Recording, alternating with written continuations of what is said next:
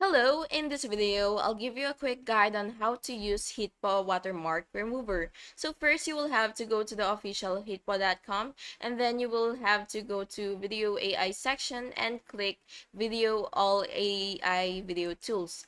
Now, you will just have to wait for it to load, and you will look for Video Watermark Remover. Now, you will just have to click on this, and now you will have to download and install it. Then, after you install it, you will just have to open it, then upload the image or video that has a watermark. For images, you will just do the same, and then you will choose the smooth filling or edge filling method. For videos, you will use the AI remove option for better accuracy.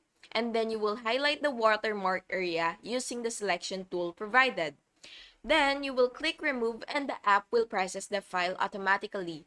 Once you're happy and satisfied with the result, you will just have to click the export button to save the clean version. It's really simple, fast, and doesn't require any design experience. And that's basically it. If you found this video helpful, please make sure to like and subscribe for more videos like this. Thank you so much for watching. Have a good day.